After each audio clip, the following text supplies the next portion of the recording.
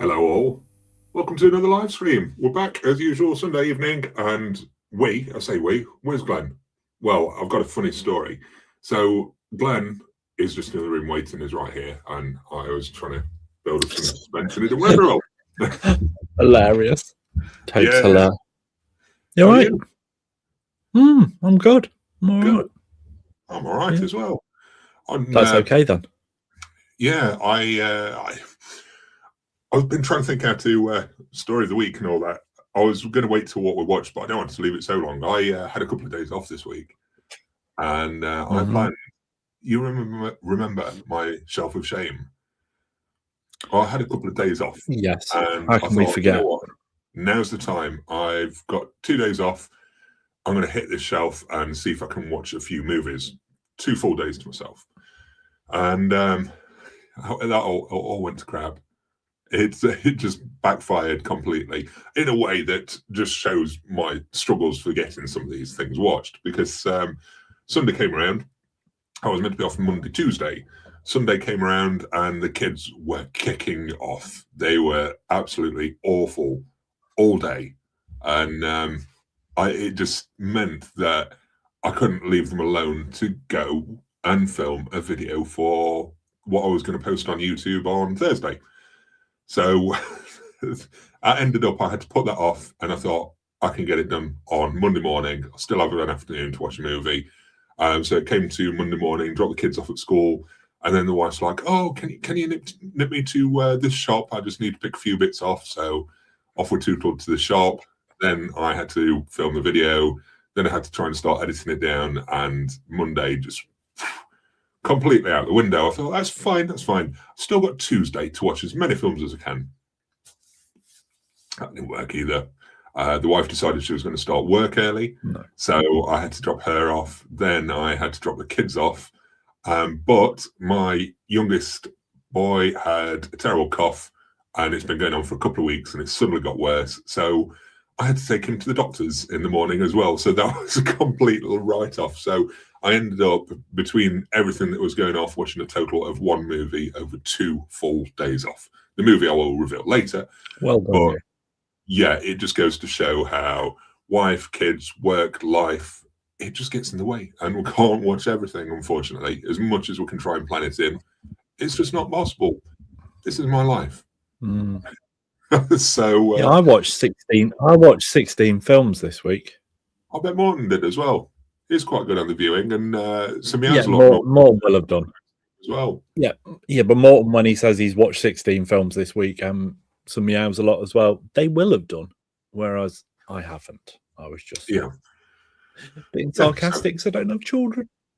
That's my little story anyway. Anyway, well, before we carry on, I suppose we should say hi. Brilliant. I mean, I think everybody will have logged out now, but that was my story of the week. Everybody's still here. Yeah, let's see who's in the chat. I'm going to work kind of backwards and see who we've got with us. And so first up or last up, latest one here, we've got Clark and Many with us as well. Says hi, JC, Jeremy, Woody, Morton, Cranston, Knight, Anthony, Phil, and Glenn. Sorry. We've got. Plus. I'm going to throw up general comments because I know we've got hi in there somewhere. We've got Woody with us as well. Who says hola to peoples of the world. Woody. Got Johnny Carrot with us as well. Johnny Carrot. We've got Matthew Walder is in the house. We've got hey, Matthew. Jace. Phil, you got Easter coming up. Some of your shame there. Who's that big Jace? I can't see on the picture. I can't tell. You'll have to. I know who it is. It's the gentleman that sadly passed away from Back to the Future this week. There we go. The teacher whose name is completely escaped me. I'm hoping to watch some of the Shame over the Easter break, but kids make it difficult, unfortunately. Adam says the comments are in a loop. Oh, I hope not. We'll see how it happens. Got John Robinson with us as well. Good evening, John. Hey, John Robinson. Cranston, good evening, physical people. Hope you all remember to go Back to the Future this morning, otherwise they'll be missing the first hour. Luckily, phones just changed automatically, so I think the times of needing to remember to check that out of the window almost. Apart from the Ring House, but I tend to use my phone a lot. Napster123 is with us as well. Hello. Good evening, Napster. Evening, Napster. Good evening to the Batcave. Hope you're doing well. Batcave. Good evening to Anthony Lipiello. Hey there, Phil Glenn, and happy Palm Sunday. Absolutely. Happy Palm Sunday indeed. There we go. John Robinson's picture for Glenn to look at. We've said hello to John already, but it is Chuck Norris. There we go. We've got Cinema San with us as well. Good evening, Cinema San. Ethan Schneider. Evening, Ethan. Evening, Ethan. Darren G. Good evening, Darren. Says good evening, everyone. G. And I think we said hi to Morton, didn't we? Anyway, Morton says you mentioned Morton, but I don't think we said hello to Morton. Yes, good evening to Morton as well.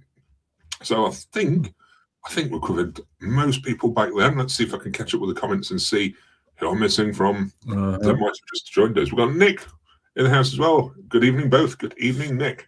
Evening, Nicholas. Nick, I know you disappear pretty early in the stream, but if you can drop what you've been buying in the chat, then I can throw it up later. And Glenn can have his say about your purchasing. Glenn, well, he normally sends it me through the week, to be honest, so I criticise him daily, really. I don't need to wait for a Sunday. Mad Dog in the house. Good morning, everyone. Good morning, Mad Dog. G'day, mate. Jeremy with us as well says, Phil, are you going to talk about the shots you fired this week? No, I think we'll go on topic. I can do it. Ask me anything sort of session if anyone wants to chat about it and add their point of view or their opinion or anything, because after all, I was trying to encourage a bit of discussion, and obviously some people took it a bit to heart, but yeah, we can discuss that at some other points or later on if we've got time, if you wish. I don't mind. Sorry, last where we've got Vaha 4772 says hi guys. Good evening, Vaha. Evening, Vaha. Mr. Smelly Potato with us as well says hello on this nice sunny day. Might be sunny for you, not for us. Yeah, it's been pretty rough. Windy and horrible. Just horrible. Horrible. Yeah. I think we're through. Jeremy Carr says, ask me anything, Phil, where were you the day of the JFK assassination? Still swimming around in your daddy's testicles at that point. Yes, that's what I was going to say, but I was trying to avoid the word testicles. Yeah. John the Move Man, hey, what's up, guys? What's up, John? So, did you, Glenn, want to jump into the topic straight away? I might have a really funny story as well about. Oh no, because mine wasn't funny either. Oh, very good. No, let's go. Son, what's that? Mad Dog in Australia. It hasn't even risen yet. What time is it around you, Mad Dog? I know it's normally 6:30 in the morning when we kick off, but with the daylight savings, is that now 5:30? I want to say 5:30. Really? Yeah. What are you doing up at 5:30 on a Sunday? Unless you're getting ready for church, and then fair enough. Yes. Right. I'm going to kick us off then, Glenn. Do you want to jump into topic? Okay, then. Cool. Let's go. Do it.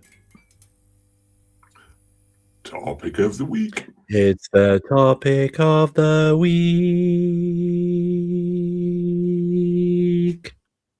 Very good.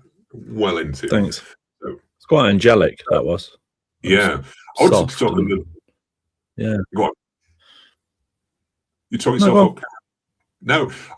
Topic. I just wanted to be able to talk about some of these things, movies particularly, a little more in depth anyway, but it dawned on me with my spending and looking at what I've been adding on my shelf and what's coming out as well, that now with the way I'm purchasing, I'm tending to spend more on the upgrades of movies I already own or older movies than the new stuff coming out. But then in turn, because the movies I've already seen, older movies that I enjoy, I'm also not prioritizing them and not really watching them. And the rewatch, yeah. And it worries me a little bit that I'm upgrading unnecessarily, but at the same time, I want, is it the best? I want the best for my collection of things. Do you think we should be upgrading when we are ready to watch, or do you think we should sort of upgrade as these things come out to support the the re-release of them to support the new scan and things like that, if it has a new scan and it's not just packaging. I mean, we're both guilty of buying things that we probably shouldn't have done. You more so with repackaging, if I'm honest. Look, we always want to have our favourite films in the best possible way, don't we? Regarding, how they look, how they sound, things like that. There we go, look. Can everybody see that, look? Who can now do comments on the screen? No, look at that. Isn't it clever? Modern technology today, isn't it? Sorry, that's really distracting now. I just end up reading them. Yes, I think we're always going to do it, and whether that's like we've always said, through the through the formats and what have you, VHS, Laserdisc, DVD, HD DVD, Blu-ray, 4K. But as we've said, we kind of feel like 4K is the ceiling now, isn't it? Yeah. And we're not really going to go above and beyond 4K. So I've been saying the last few weeks, and it's something I'm going to stick by with my purchasing as well, that I feel like Blu-ray is kind of industry standard enough for enough movies across the board. I think the topic sort of stuck out for me a little bit this week as well, because we've obviously got the new Arrow video announcements that got made on Friday. And within that, they had the Jackie Chan breakout hits, I think it was called, the Arrow release. And I have to say, it's a very nice set. It is. It's a lovely set. I won't diss the set. I think it is a great set, but I had the impulse to upgrade them. They're all on 4K. I don't know if they're going to be films that really show off that 4K, but the thing of having a nice new scan, and it's making me think, should I upgrade those? And he's sort of reading into it a bit more, and it's like, oh, they've got the Hong Kong cuts of these movies as well. And I'll be honest, it sort of lit my eyes up. These things are going to have the Hong Kong cuts. I should get them. The cuts that haven't been seen. It's upgrades of some movies that I do love. And I think one of them I haven't actually got on Blu-ray anyway. I'm not sure if it ever got released thus far. And there is that temptation there. But honestly, I don't know what the Hong Kong cuts offer up. I've got very little knowledge of any alternate cuts for Asian cinema, what's out there, what we've been missing and things like that, because I've not sort of followed it up. But there is that temptation to grab them. But really, I know these films as they are, I've not watched some of them for a long, long time. And I think, will I watch some of them for a long, long time? So therefore, is it worth me getting them now? Will they be available in the future in those formats or in different formats? I don't know. I really don't know. What do you think of this sort of release? Was the Jackie Chan box set only 4K? You didn't have a Blu-ray option? Just 4K. I assume it's to do with licensing for where certain rights sit for certain formats. I think this is how they get away with re-releasing films on 4K that have already been released again and again on Blu-ray. I think it's a different contract Blu-ray for elsewhere. A format, yeah. So I don't think we're going to get it on Blu-ray, to be honest. Right, okay. Nice set and what have you, but I just think, you in particular, how little you get around to watching movies. Like, best laid plans this week was, I'm going to might squeeze a film in here, and then I'm going to watch 2 on Tuesday, and it all went absolutely pear-shaped. Yeah. The chances of you sitting down and going through a full box set of movies is pretty slim. And like you say, you've already got a lot of them on Blu-ray. Are you watching them thick and fast? No, they're not. So do you need to upgrade it? Yeah. I mean, this has been an argument regarding The Killer and Hard Boiled as well. You already have them on Blu-ray. They're already sat on your shelf on Blu-ray. Yeah. Do you need to upgrade it? Because you've got it there, and chances are you're only going to sit down and watch the film anyway. If you do watch the extras, it'll be like a one watch, and then that'll be it. That'll be done with that. Yeah. look, the temptation's always going to be there, always. But it's how we deal with that temptation, isn't it? Really, absolutely. if we're being sensible. I'm going to go through. I've got not very sensible, I know, but I've got a pile here of some of them that I've actually upgraded over time that I haven't rewatched yet. But I want to talk through the movies a little more. I want to make sure our discussions probably delve into the films a little bit more than we have been doing, rather than physical media. So I've got those there for in a moment. But I'm just going to have a look at the comments regarding the Jackie Chan set while we're on it, and then we can do that. Snapster123 says Mr. Nice Guy was in the HMV Premium Collection, which felt very random. Yeah, it did. It was really random. I assume it was down to the licensing. It was quite a random.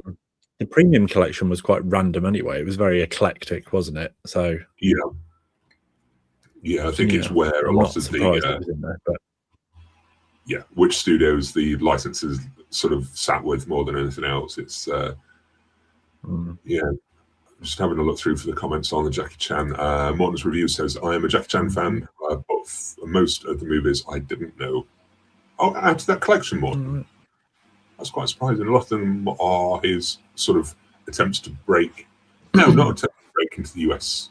No, that's not right, really. But they're the ones that were probably more popular when Jackie Chan started to hit in the US.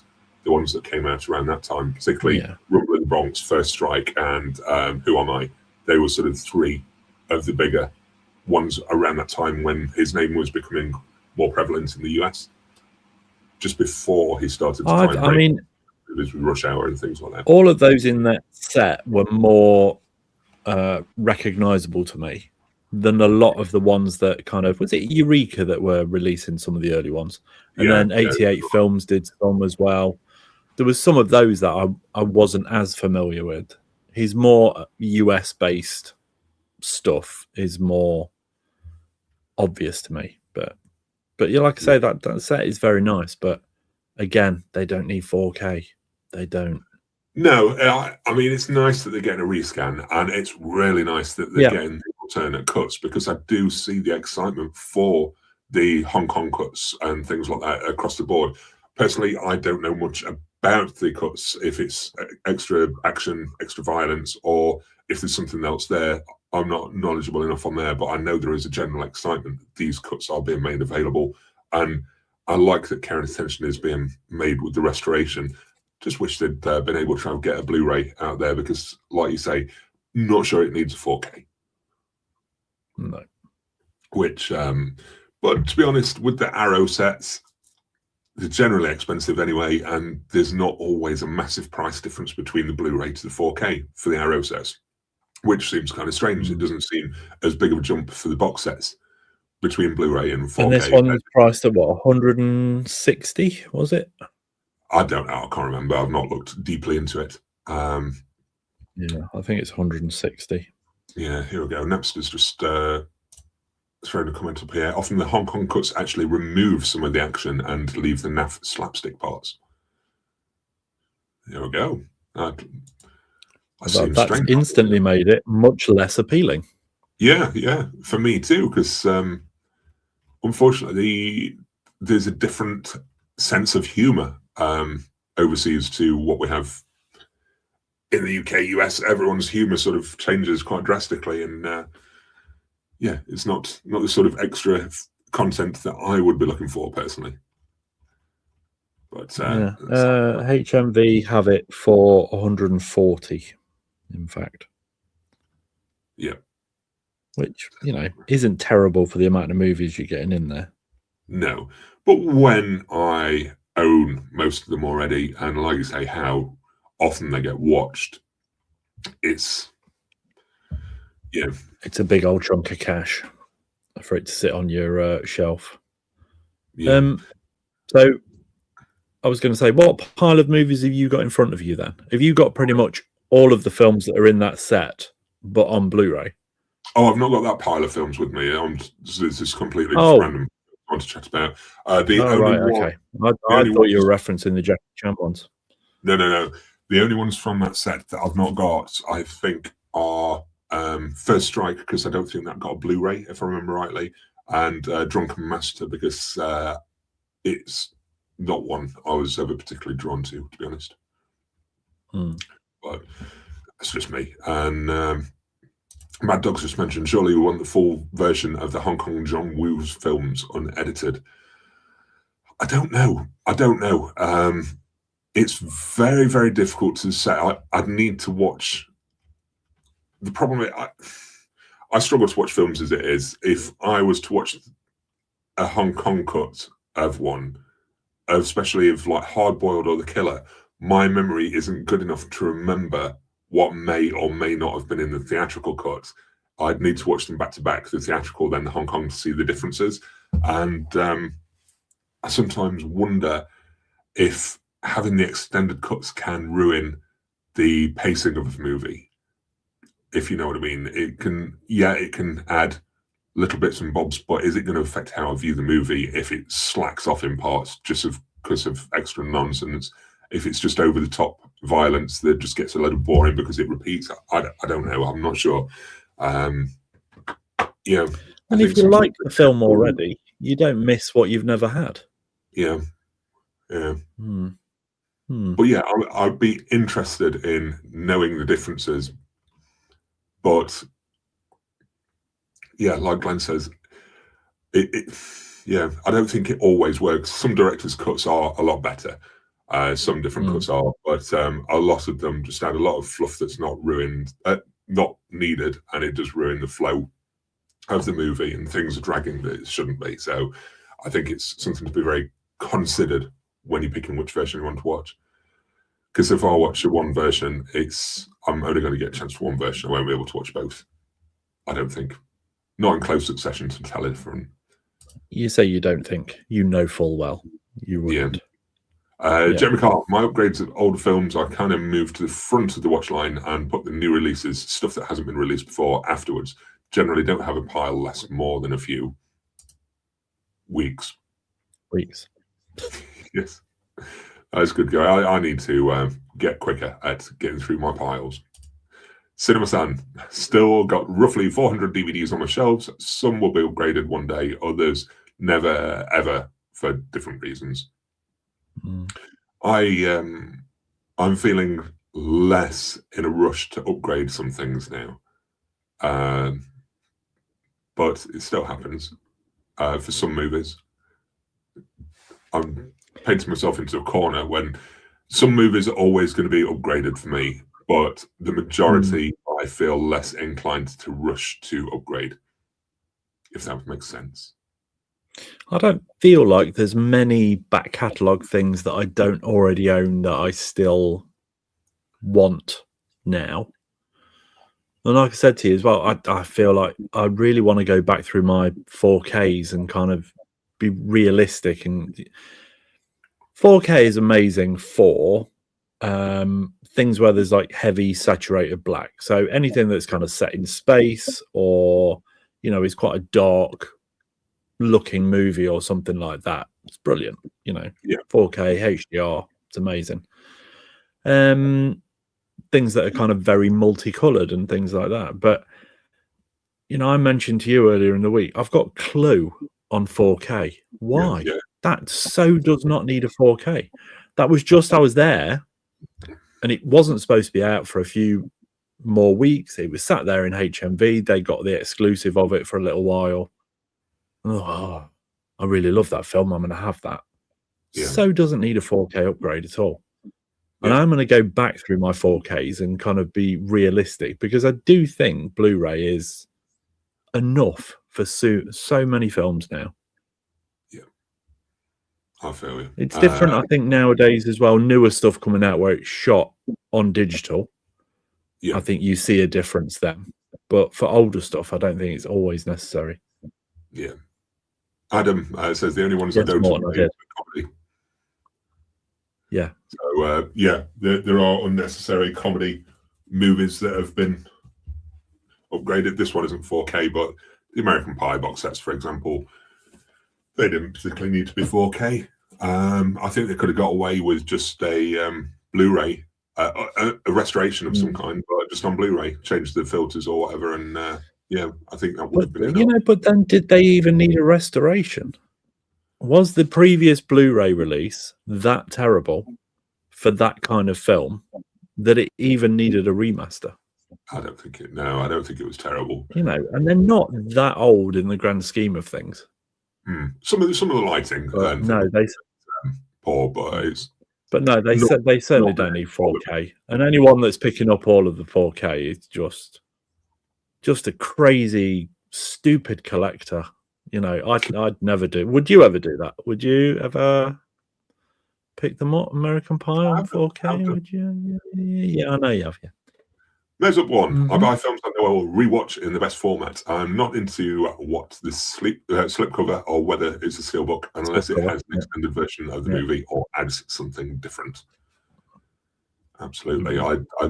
I've been talking about this, about trying to become less fussy about the packaging and just head for the film or the best edition of something. And one of the movies that I was going to talk about that sort of falls into it was I was dead set against buying steelbooks. I didn't want a steelbook, and I wasn't buying things because of it. But I did break a few months ago, and I got this edition of the Frighteners, and I was put off because it was a steelbook. I don't want to collect them, but it sort of dawns on me that if I don't get the steelbook, I don't know if there's going to be a standard Amaray edition. There is now, I believe, but at the time I wasn't sure. So I was, I thought, you know what, I'm going to have to add a steelbook if I want a film or a release like this in the collection. Go on, Glenn. I was just going to say, you weren't sure, so you thought, I need to pull the trigger. And then, since you've bought it, you've still not watched it. No, and this was one of the things that I've got in my pile for the topic. Spending money on old movies or movie upgrades more than new movies and not watching them. This was one of them because it is a film I do appreciate, and it had all the extras on that I thought I wanted to check out. Yet I suppose it does go into the topic a little bit from the video that I did this week about we've always focused on the next thing. So I got this through, and instead of taking the time to be able to watch it before I bought the next thing, I'd already bought the next thing. So this was on the shelf, and then the next thing's in my hand. And I think this is a terrific movie. Can you remember the movie, Glenn? Do you like the movie? Let's talk about the film for a little bit. I watched it middle of last year, maybe. Lynn had never seen it before, so we watched it. Yeah.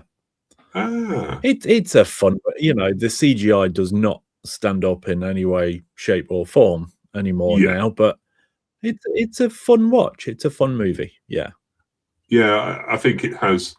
Obviously, it's one of Peter Jackson's earlier films, and you can really see his flair and his style from directing. It's a great movie to watch for that. And I think Michael J. Fox gives a decent performance.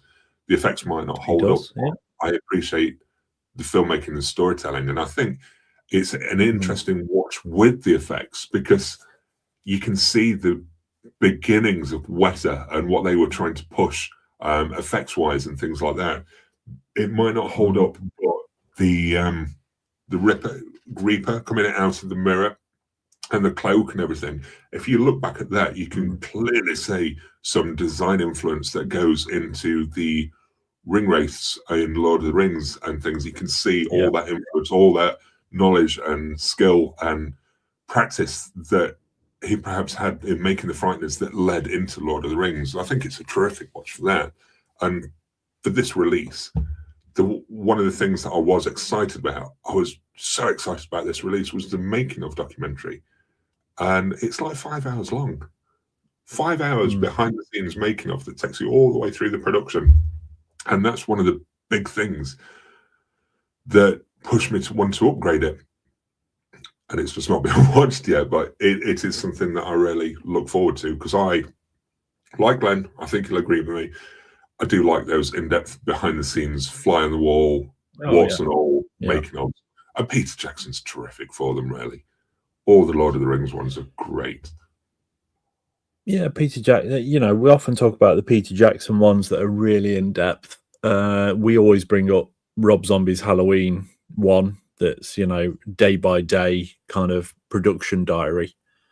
I would so much rather something like that than these talking head things that are on for, you go, oh, there's a making of, and then you have a look and it's on for like 6 minutes, and it's just everybody slapping each other on the back about how amazing everybody is, and there's no content really. It's just pathetic. It's pointless. Cinema San said The Frighteners is one of those that I still only have on DVD, and I don't need a 4K of it. It's an alright movie, but nothing special in my opinion. Yeah, I enjoyed it. It doesn't. I said the effects don't hold up very well, and they really don't. The film itself didn't blow me away how much it did when I watched it many, many years ago. It doesn't stand as strong, unfortunately. But I'm looking forward to it's an enjoyable movie. Really looking forward to that making of. Darren G says Frighteners is one that I don't have at all. This is a really nice addition from Turbine. I mean, I didn't get the 4K. I just went for the Blu Ray because it was the making of that was sort of most important to me when I was making the purchase. And because I keep hearing rumors that there's a postcard in it. Arrow said that they were going to release it because they had the postcard in there. Years ago, wasn't it? Now? I got kind of sick of waiting. I feel like we watched it streaming on Amazon Prime. Just give it a look on there. But that's ticked that box for me. I don't need to rewatch it for many years now. Woody says Frighteners on Blu-ray is a must upgrade over DVD. I'm with you on this one, Phil. It's the only Peter Jackson movie that I really like. It's a great one. I like a lot of Peter Jackson's films, to be fair. I don't think there's one that I have disliked. I don't think. We're all still waiting for Bad Taste and Brain Dead, and I'm not bothered about the one with the puppets. That can do one. Mad Dog says I like the Frighteners. Need to rewatch it. Jeremy, great film. Jeffrey Combs is one of the greatest actors of all time. Napster, I've never seen the Frighteners. It's sat on my coffee table to be watched sometime this coming week. Get it watched. Report in next week, Napster, if you have watched it. Big J, so I bought that, Phil, on your recommendation. I've yet to watch it. Also. Adam says Steelbook is such a disservice to the community. That's fair. Damn biscuit tins. Yeah, the way to sell things. Morton's reviews, Phil, you say that about all movies. Which one would I say? Say what about all movies? What? I can't remember. What did he say? What did he say? It was an older comment. I've lost track. It was an older comment. Okay. Anyway, Colin Partington with his Bonjour, 4K for all the classics, but Blu-ray is more enough for a film that I may watch once or twice. Yeah. Have you got anything? I say honestly, I think we watch majority of what we watch are Blu-rays, HD quality, 1080p, and that's fine. You watch it, you enjoy it, and I'm never watching a Blu-ray thinking, oh, this could look better. Whereas I have watched 4Ks and gone, this isn't good enough. I'd have been all right with just the Blu-ray. Yeah. But there are some this is what I was saying earlier. You don't miss what you've never had. If you're just watching Blu-rays, great, because Blu-rays, as far as I'm concerned, industry standard, good enough quality for the majority of movies.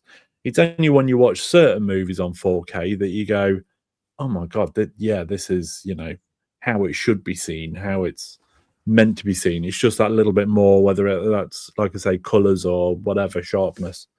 But Blu-ray's enough. Fair. I'm just moving back to their comments because there's some older ones that I skipped over that I'm trying to get back to. We've got comments tonight. I tend to use stuff until it no longer works. So still on my 1080 TV and Blu-ray player at the minute, which looks fine to me. I'd rather spend time finding new movies to watch than upgrading what I have. Yeah.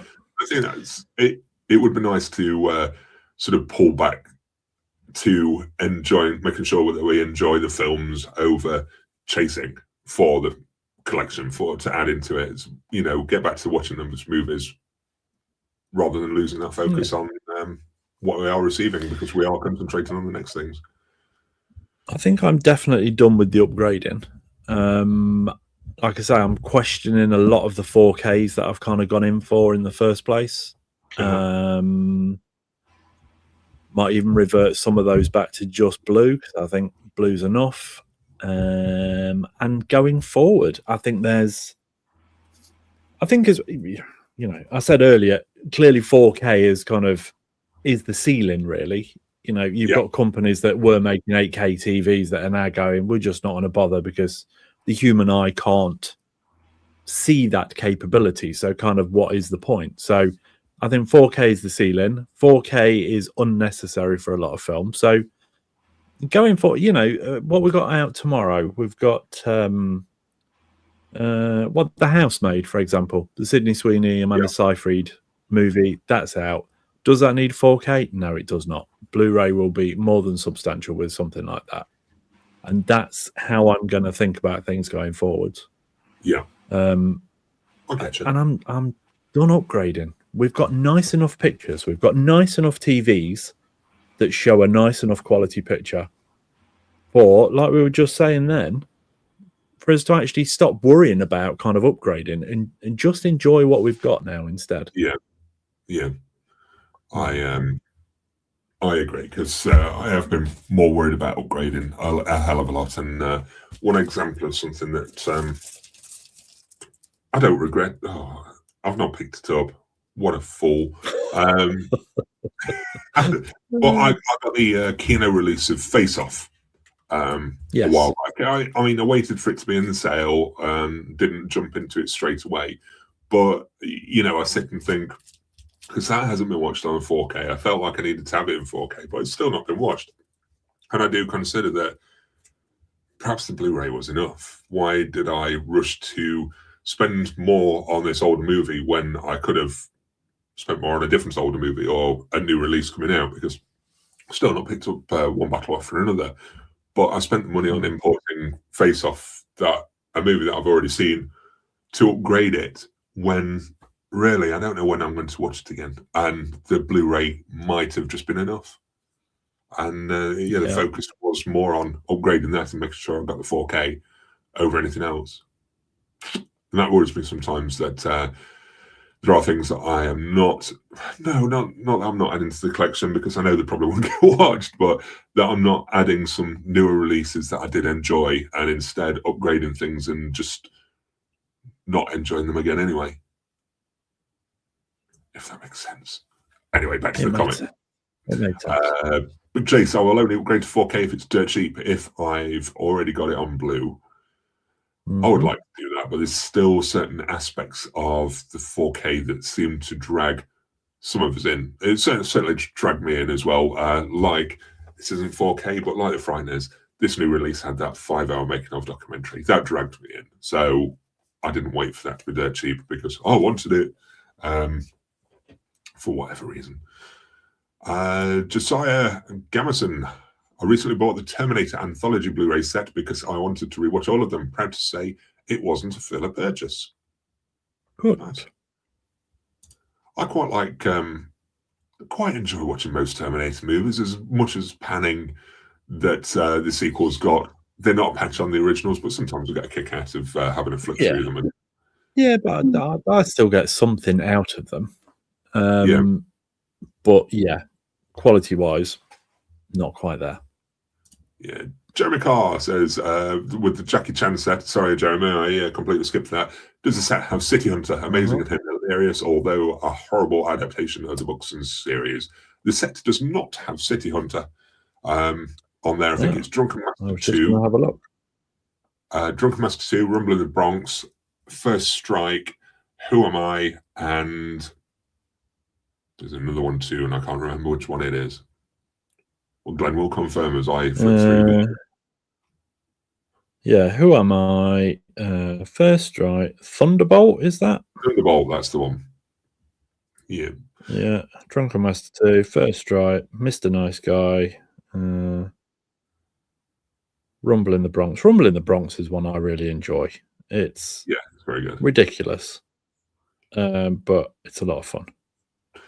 Darren I might buy that, actually. Yeah, I think I'm going to buy that. Darren G, still a few 4Ks I'd Hmm. like to get. The Thing, The Abyss, and Alien.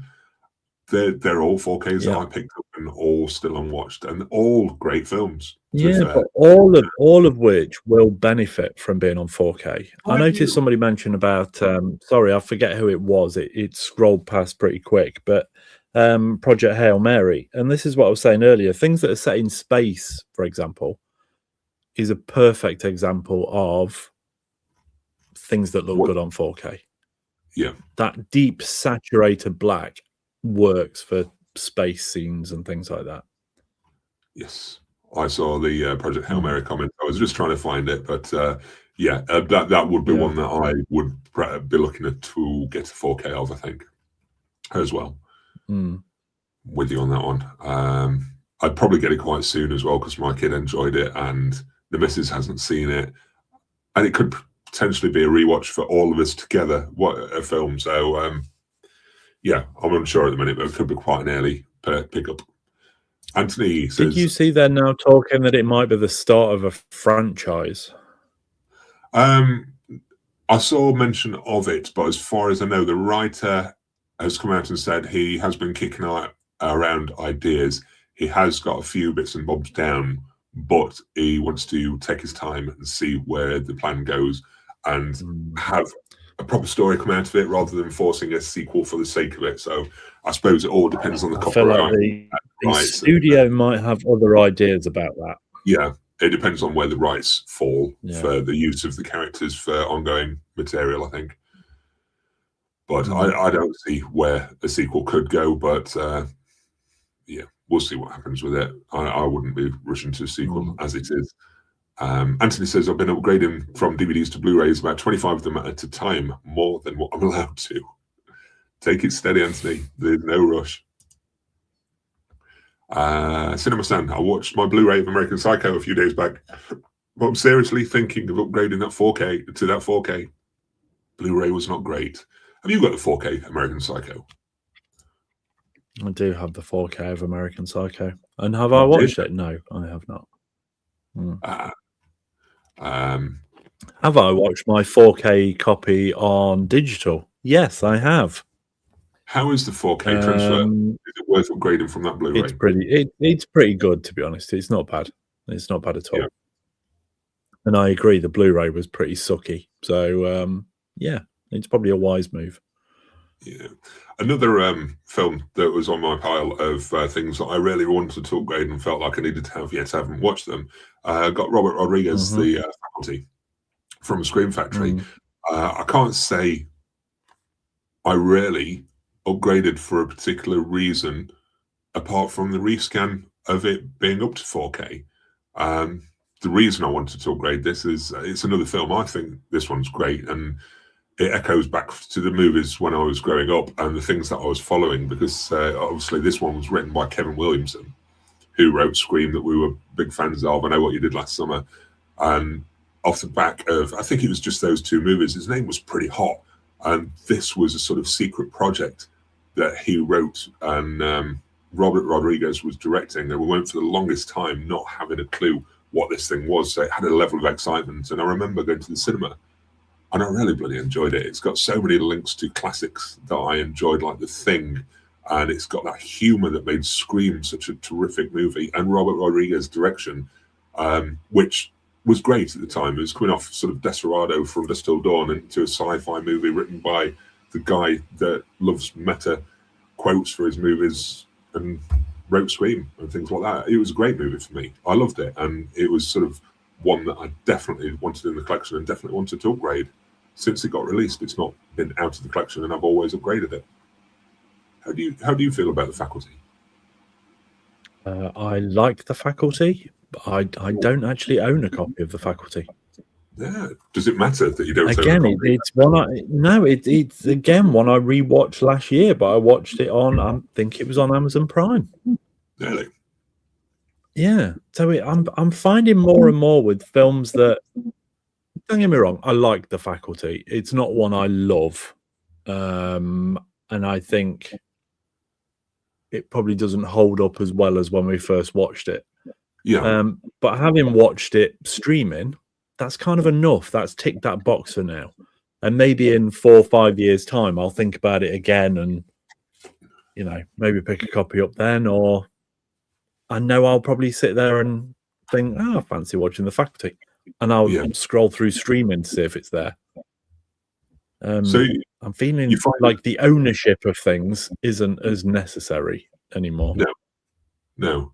It's strange that you feel that way about the ownership, because we went through such a long period of time when it was all about the ownership, and didn't help that sort of the rental stores disappeared, or we were working in them and just wanted the access all the time.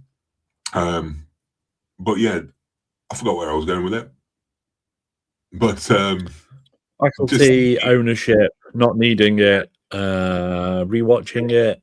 It feels different now, the ownership aspect of it, and we're finding ways that we can still access these things without the ownership.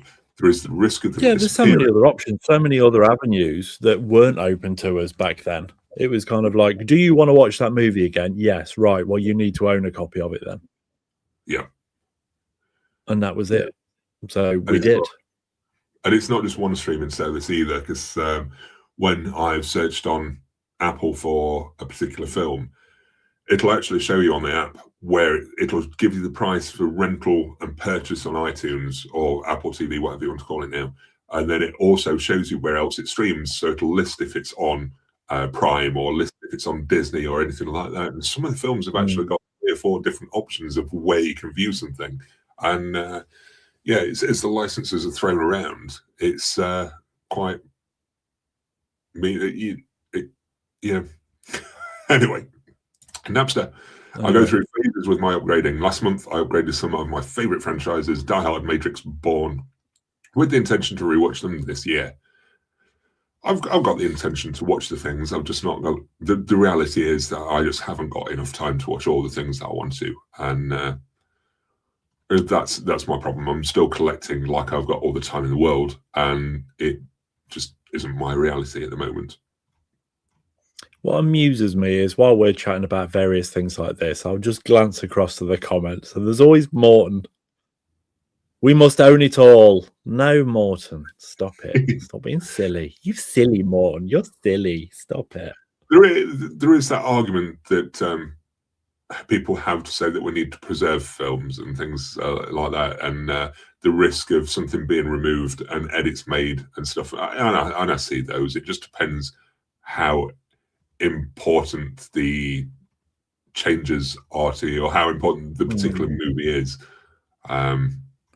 Some of the movies... Look, there's certain movies that I am always going to... I will always have a physical media collection.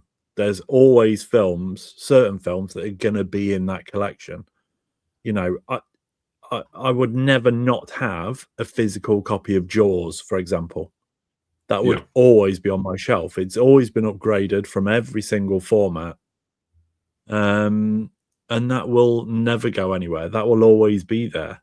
But then there's other films that are kind of, I like, but do I need to own them? And if they got altered slightly, would it really matter? And, you know, preserving you want to preserve. Yeah. Start working with jam or jelly, Jeremy, for that. I get you. Translation. Yeah. So preserve. That's where I was going with it. Yeah. Evening, Ollie. Good evening. I've lost track with the comments, so if I'm missing comments, I apologise. I'm trying to get to as many as we can. So if I missed you, I'm sorry. And if your comment is, in your mind, that important, retype it. Simple as that. Just retype it. Just retype it. I try to get us more up to date. I did see Lynn in the comments here. She popped into the room finally and said hi. So Lynn in the room. And everyone very politely said hi. Yes. Yeah. Gone Hollow Media says, haven't watched anything new in months. Watched half of Shelby Oaks on Prime, though, and enjoyed where I'm up to. Streaming. You see, that was one I was going to watch, and the reviews put me off a little bit, but that's not to say I won't actually go to it. But yeah, I might give that one a go. Yeah. Big J says, when growing up watching films in the 80s, seeing them on Blu-ray is enough of an upgrade for me, better than original cinema showing and the old VHS. Yeah. The old VHS, having to get up out of your chair, adjust the tracking. Yeah. Why is that doing that? Why is that? I got a fuzzy bar across the top. Go and adjust the tracking so we get a better picture. Big Jace, Condor Man. Condor Man was awful. What are you doing? What are you talking about, man? Anyway, sorry. That's fine. That's fine. Yeah. Jeremy Carr says, Glenn, let me tell you, Rumble in the Bronx is a really good adaptation of Traversing the Bronx. Ah, I see. Thank you for telling me that. I feel better. Yeah. Sorry, just trying to get on top of the comments and find where I was up to and find one that I like the looks of. There we go, Jeremy. Super chats are on. Bring you to the top of the leaderboard. Absolutely. He hates the look of everybody else's comments. Yeah. Morning's reviews in relation to the faculty. The faculty would be a good upgrade. I hope it's a good upgrade. I'm looking forward to having a look at it. I think it's 4K on digital as well. So whether I needed the disc, I'm not sure. Darren G said, so the faculty at the cinema, good fun. Napster said such a good cast. Some fans on there. Alex Great says, I upgraded my copy of The Crow from DVD to 4K. The funny thing is, they left out a bunch of extras, Brandon Lee's last interview, etc. So I've had to keep the DVD for that reason. Yeah, we've talked about that in the past, and I've said I don't know why they do not just transfer everything and bring it across from DVD to Blue and on up. I don't get it. I don't know why they don't do that. It's there. It exists. I'm not even bothered if they end up, you see a lot of things where it's kind of, I can't think of the word, where it's an old interview in it. They always describe it as an old interview, but they use a certain word to say it. But, sometimes it will state that it's in standard definition. I don't care. I'd rather have it there than them get rid of it. If it exists, put it on the disc. There. That's my piece. Adam says, as a Gen X gent, if I want to see a movie, it was Blockbuster or own it, and buying movies just stuck with me. I think exactly what I'm saying. It's yeah.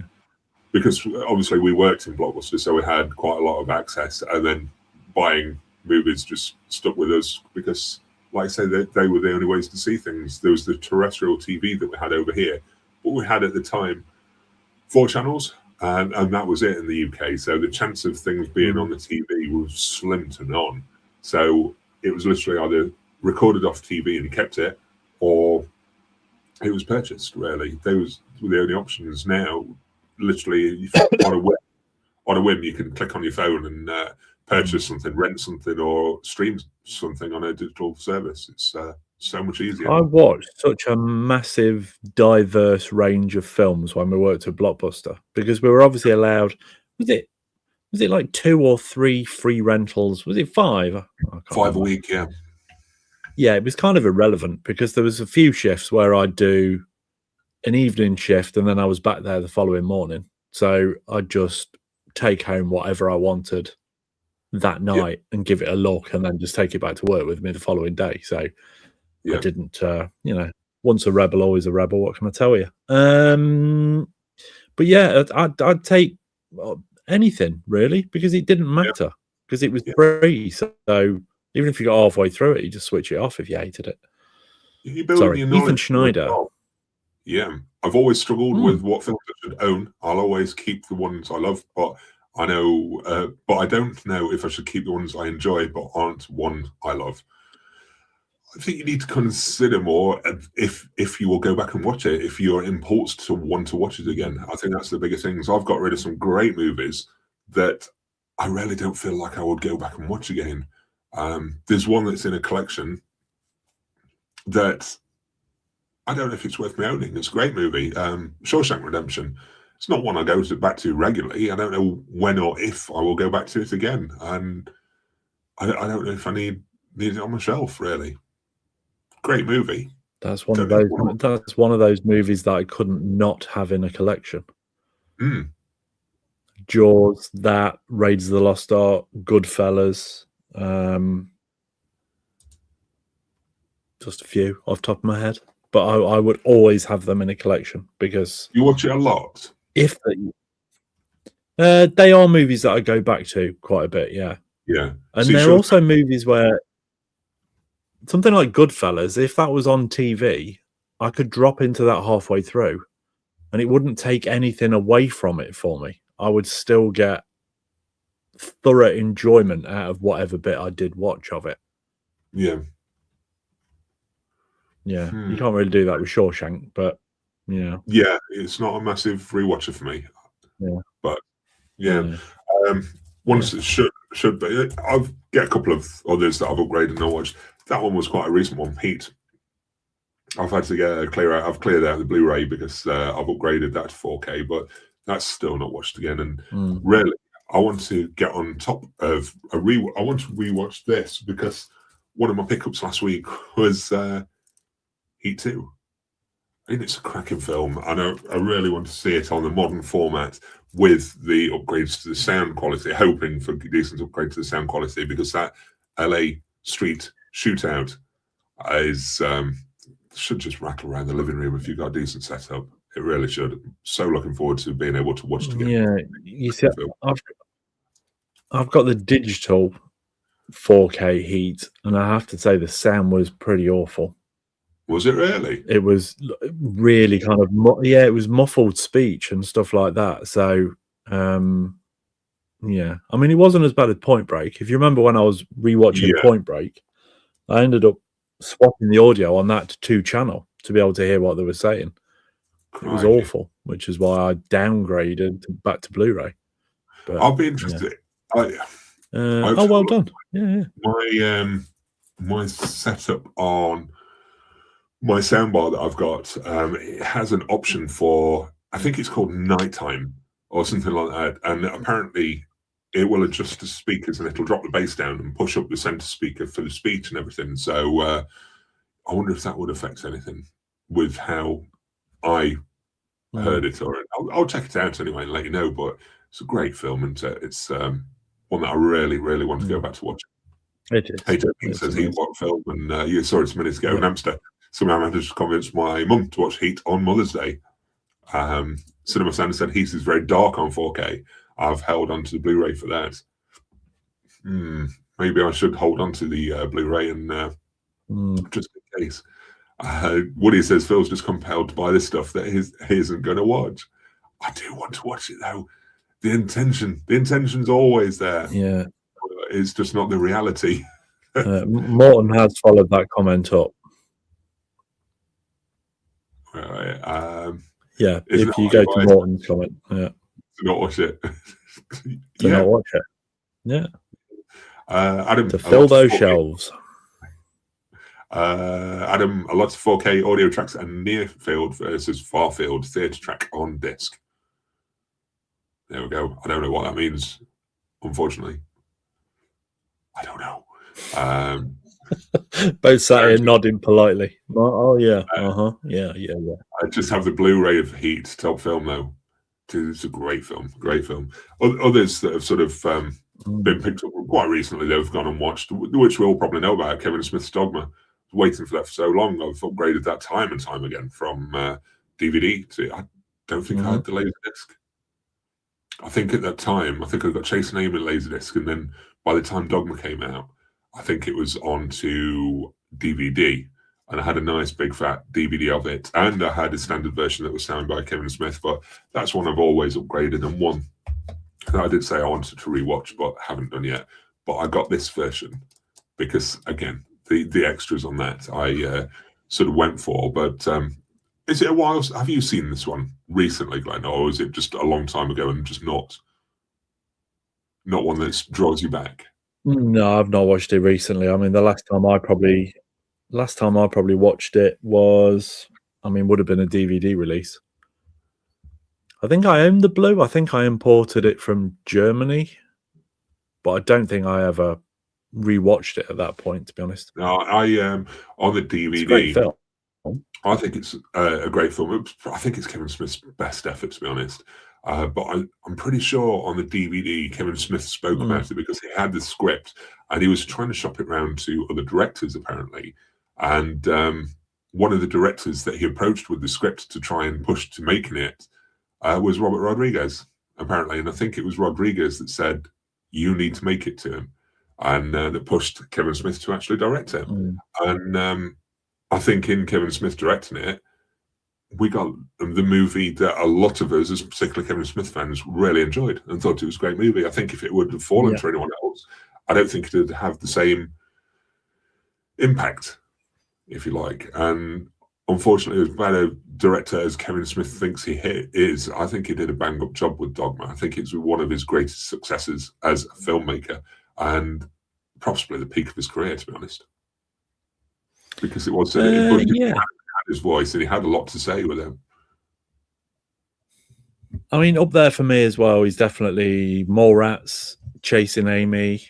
If I had the choice between Clerks or Clerks 2, I'd pick Clerks 2 every time. Yeah, I would as well. Yeah. Clerks is probably one of the ones I enjoy the least. Oh, other than Red State.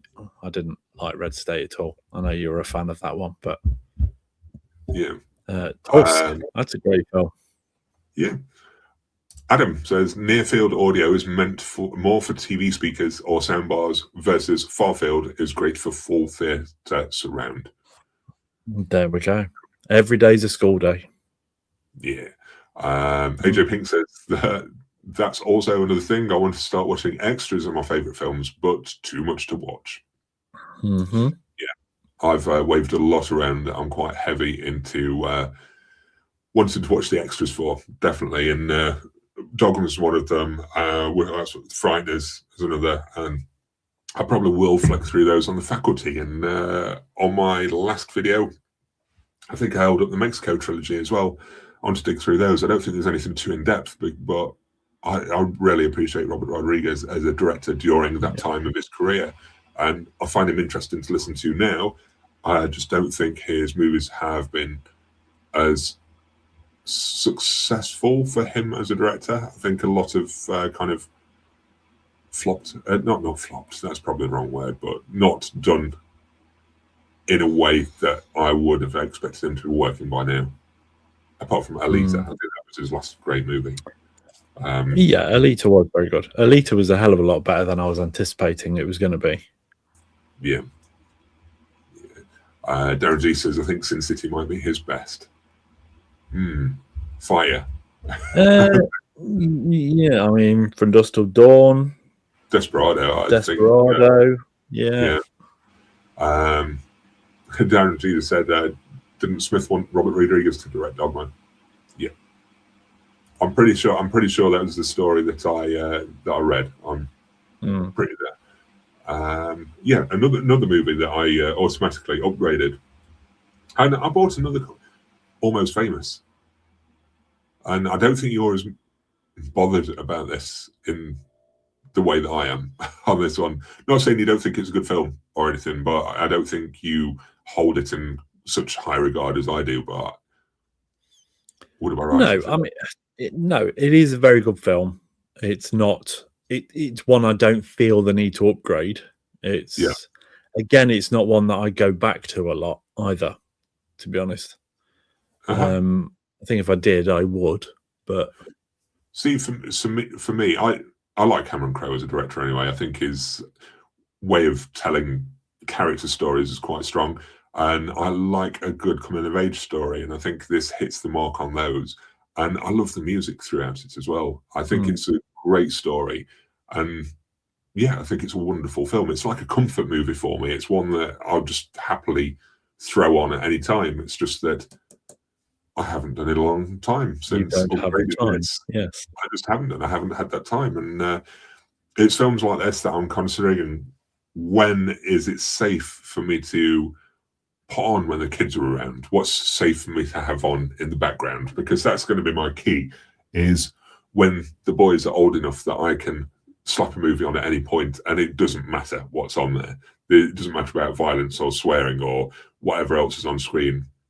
I think this is what's holding me back from being able to rewatch a lot of these things, is knowing the content and not having the time when the boys aren't around to watch it. Maybe at that point you will actually watch Showgirls. You never know, they might enjoy it. But anyway, As soon as they hit 13, they'll be wanting to watch it with you. Yeah. Not sure what's going off in the chat. Woody says you may need an amp, Jeremy, then speakers, and you'll have some better sounding music. There we go. I'm not sure what Jeremy's got. Sorry, Jeremy, I missed that. I want to weigh on this. There we go. Jeremy said, "Where can I? When I can, I definitely want to get some new external speakers, though. Is this just for music, or is it for your home cinema, Jeremy, or for both? Or for both? Some very nice amps and receivers and things out there. And it's anybody like a chocolate? I'm just going to have a chocolate if nobody minds. Okay. Thanks. Okay. Yeah. Well, we're trying.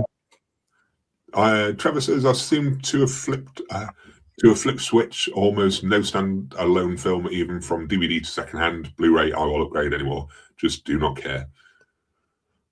That's fair. I think it's fair, and I don't think it is always needed.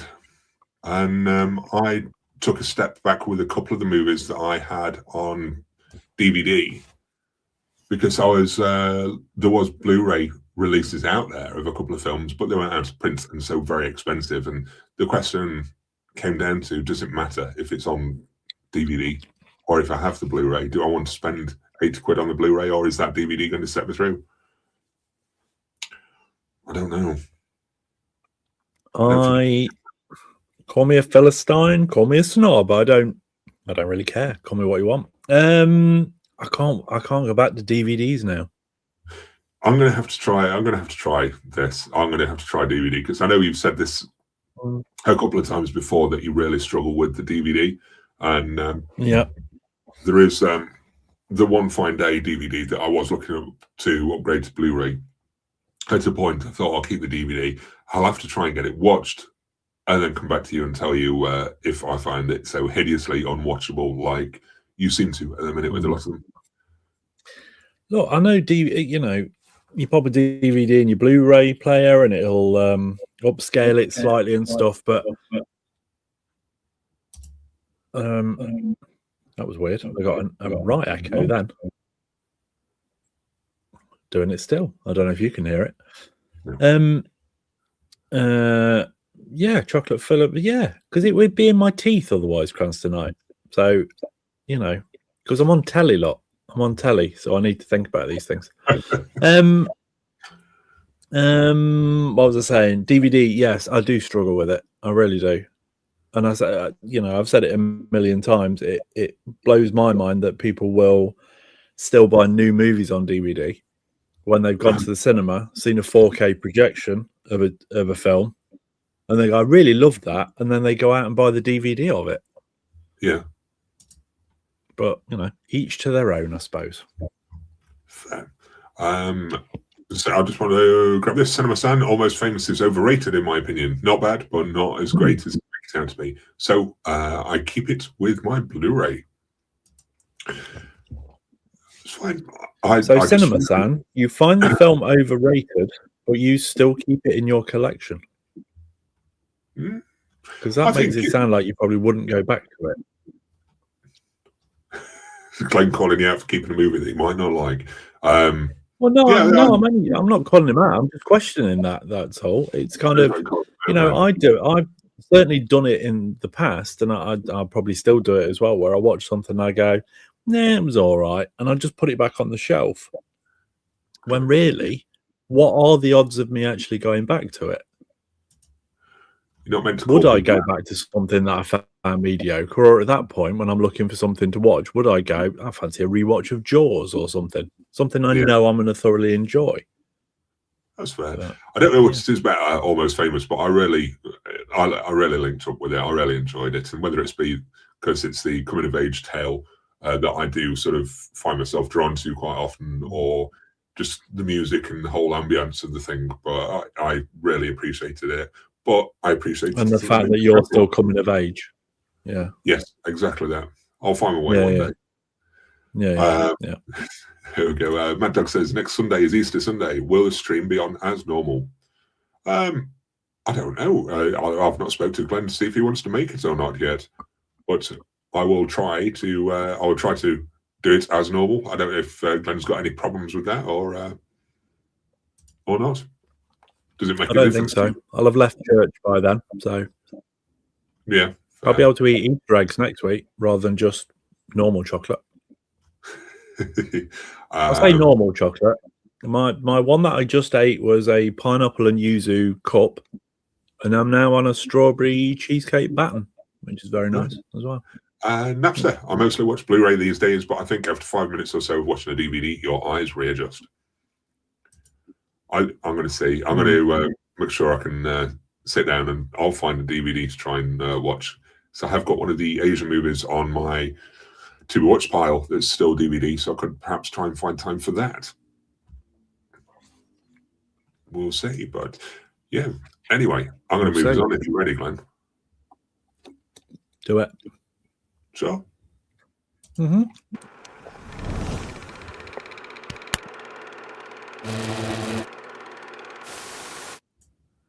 What you been watching? What have I been watching? Did we go to the cinema this week? We did, didn't we? Yeah, we did. We went to see Ready or Not 2. Or Ready or Not, Here I Come. Of course we did. Yeah. Let's talk about that first. And did we like that? Yeah, did we like that? Did we like it? I liked it, yes. Do I think it's a great movie? No, I don't. But I really enjoyed it. I did. And I know it's not going to be for everyone. It's not a fantastic story or anything. It's just a fun rom, for me anyway. But I'd be careful if you're going to see it, because I know that this isn't going to be for everyone. And I know, like I say, it wasn't a good story, but the visuals and the just randomness of the thing, simple story, nice action, few good gore effects. I was in, man. I liked it. I liked it. Is it as good as the first? No, it is not. No. It feels, a little borderline repetitive in a few moments, but it's funny throughout. They probably rely on the blood explosions a little bit too much, but I liked that. It's a lot of fun, and it's something I know I will rewatch. Will you? Okay, that's fair. I don't know if there's much more to say about it. There were decent performances throughout, and good gore effects. Pretty well directed. It gave you what you expected to get, and didn't really kind of go. It didn't break any new ground. Let's put it that way. But no, it was good. It was thoroughly enjoyable. Yes. I've then rewatched Send Help. Lynn hadn't seen it, so it was nice to sit and watch it with her, and she found it really funny throughout, which I think heightened my enjoyment of it on the second viewing even more, because she was giggling away at various different bits and bobs, and I just think it's really grown on me to be one of my favorites of this year, I think now. And I noticed the second viewing so many more kind of like Raimi-isms, little Sam Raimi moments here and there that I think I missed first time round. So I really enjoyed it. Yeah. And it would not hurt to watch it again for sure. And then last night we sat down to watch The Thing, because Lynn's never seen The Thing. Oh my goodness. And then Lynn fell asleep. So instead I watched the first half of Scream 6 and watched the second half of Scream 6 today. So that's been my viewing this week. Other than another 3 episodes of The Last One Laughing season 2, which is just one of my favourite TV shows. And other TV bits, nothing kind of exciting. What about you? What have you been to see? Well, on my 2 days off, when I managed to watch the one film, I thought I'll go to my pile of shame, and I pulled out. I paused for effect.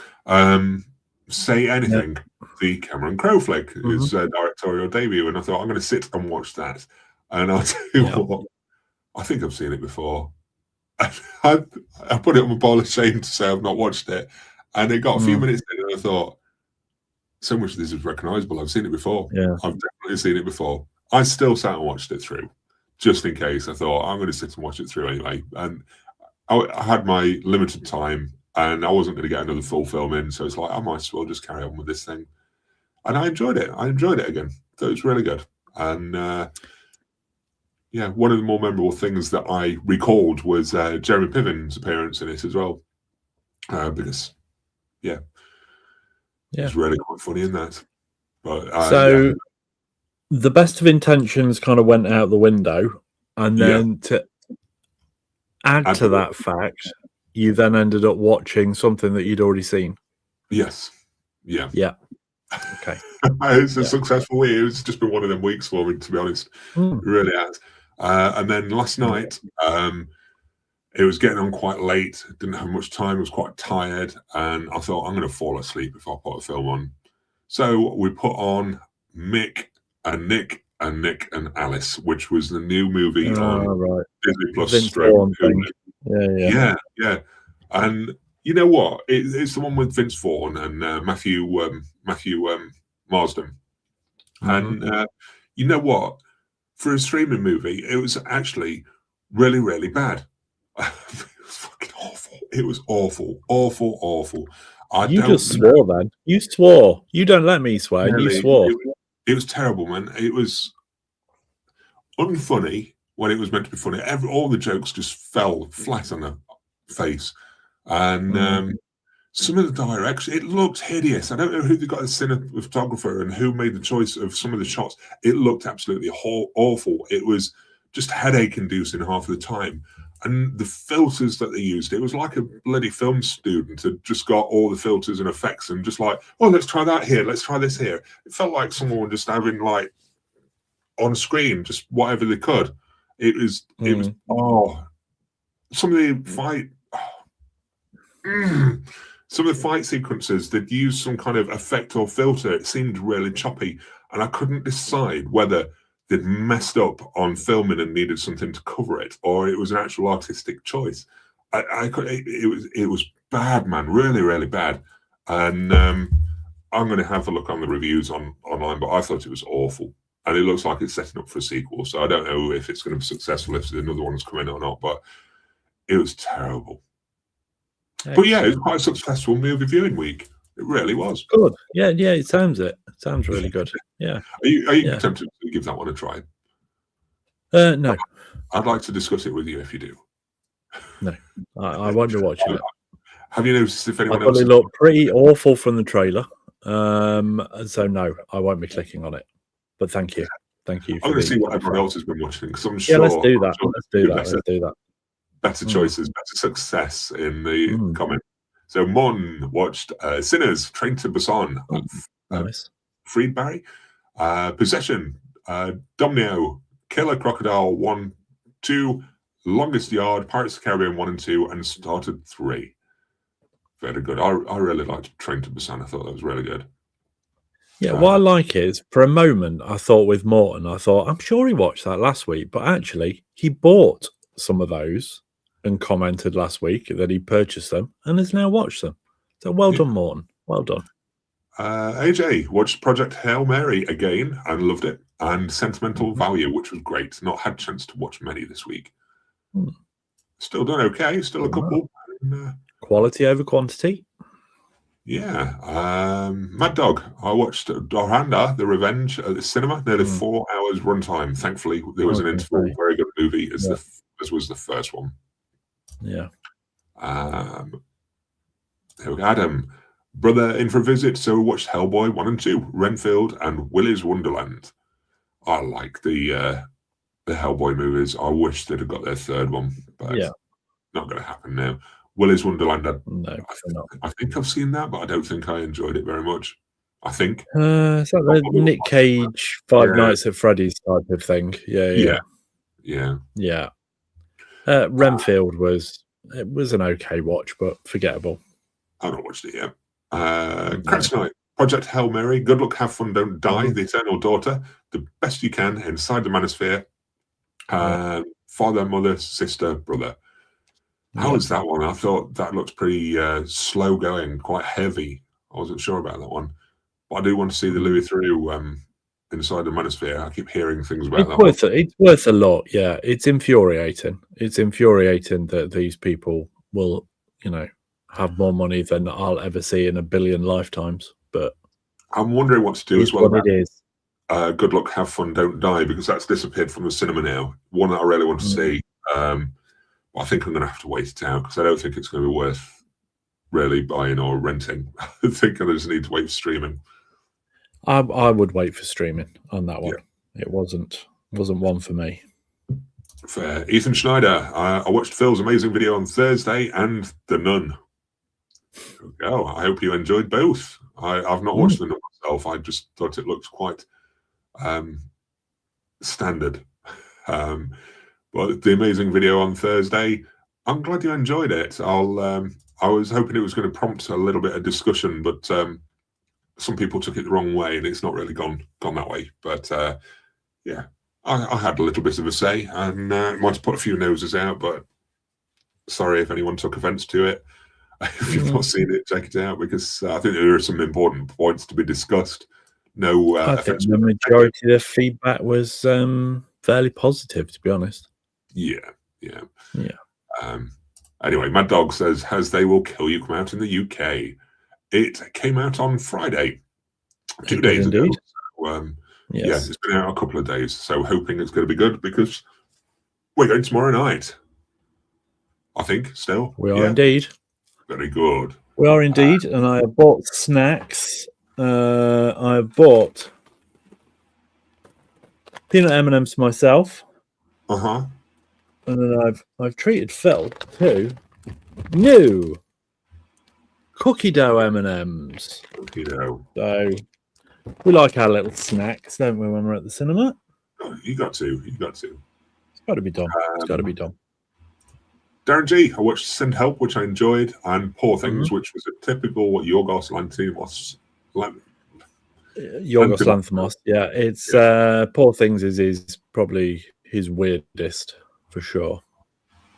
Yeah. Woody, I watched Suspicion TV show with Uma Thurman, and it was absolute pants. Excellent. That's good then. Colin says, I watched the first 15 minutes. Sorry, just to go on to the Uma Thurman thing. I watched the first 15-20 minutes of Pretty Lethal, which I had some kind of hope for because it's produced by the John Wick production company, North 24 or whatever it's called. Yeah. 47, yeah. 47 North. 80. Them, yeah. Them, anyway, And I thought, that's, hold some ground with it. And I say I got like 20 minutes in and I thought, this is awful. Yeah. So low budget and just clunky acting and stuff, so I gave up with that. Sorry. Colin Partington. There we go. Colin watched Begonia and loved it, and it was like an old Twilight Zone episode. Yeah. I think you enjoyed Begonia, didn't you? I really enjoyed Begonia. Yeah, it's very good. Darren G did as well. There we go. Napster, I watched Vacancy. I quite like Vacancy. I like a home invasion. Yeah, it's good film. The Coffee Table, Project Hail Mary, Nog, One Battle After Another, Hellraiser, and Kung Fu Panda 3. That's quite pretty strong week. Yeah, pretty strong week. There's decent movies in there as well. Where are we? Sorry, just trying to find anyone's pickups. Cinema Sound movies I watched this week: The Nude Vampire, Amram, La Grazie, and American Psycho. Nice. Some variation in some of these as well. Jeremy Carr. I finished my Legion series rewatch. It's still one of my favourite modern shows. Rewatched Lupin the Third, Bye Bye Lady, Liberty, Swamp Thing, and Return of Swamp Thing 4K, and Constantine 4K. How does Constantine hold up? I am interested. I see if there's any more pickups. Not pickups, viewing. Jeremy says, I watched the first episode of the new season of For All Mankind. Still watching Monarch Legacy of Monsters Season 2. I might be starting that soon. We're a few episodes in. Dr. Fear. Hey, Phil and Glenn, I watched The Peeping Tom, The Devil's Men, The Hunger, and Britannia Hospital. Sorry, I'm just trying to get through as many people as I can. Samir's Lot said, hello, just popping in quick. At my mum's house, just starting the film Charade. Very good. Nice to see you. So there's a lot. Hope you're keeping well. Very quickly, MC, what do you guys think of Scream 7? I think it was okay. I agree. I thought it was okay. I thought it was a terrible third act, and I need to rewatch it again just to get another viewing. Now my expectations are sort of in check. Yeah, but the reveal was pants. The rest of the film, I think, is actually pretty strong, to be honest. Yeah, I like, you know, the body count was pretty high. I liked that Ghostface was pretty brutal.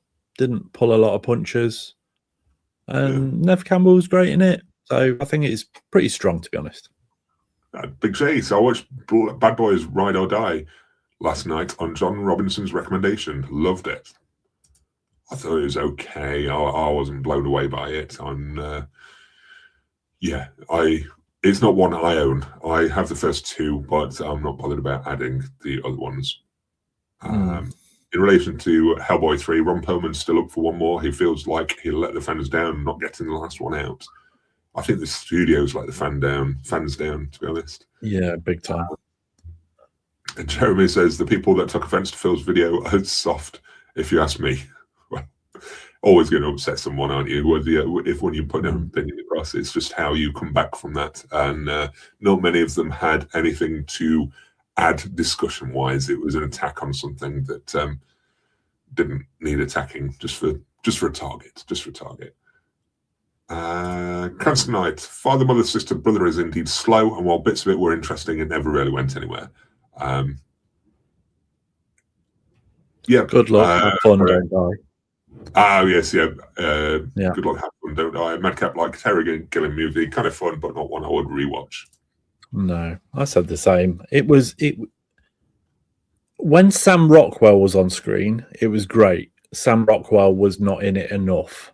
And then the third act of it as well. There's parts of it that I can't talk about without spoiling it, but actually make no sense at all.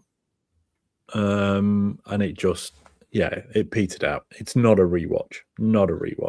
Mad Duck says, I'll watch Pretty Lethal as well. There's probably a reason why I forgot I watched it. I think, did you start that the other night? Yeah, I've just talked about it. Oh, okay. I wasn't listening then. Well, you were, because we talked about the John Wick stunt studio place. Oh, yeah, 87 North, yeah. They're a production company on it. Yeah. MC says, Phil and Glenn, can you next talk about prices of going to the cinema and streaming prices and how physical media is becoming more and more reasonable again? I'm not sure physical media is becoming more and more reasonable. I think the prices are going up and up with physical media, personally. Unless I mean, you look at, I saw Marty Supreme. The 4K of that is listed on HMV as $26.99. You've then got stupid prices for the new release of what's it called? 30 Days of Night. Yeah. I mean, the biscuit tin of that is 50 quid. It's silly, isn't it? What is that all about? It's absolute madness. The Blu-ray's expensive as well, when it's not that long ago that we had a perfectly good Blu-ray that was absolutely loaded with extras. Yeah. That you can pick up for like £5 now. And there's no need for it, but people will feel compelled to upgrade and stuff. So is it becoming more and more reasonable again? I don't think it necessarily is.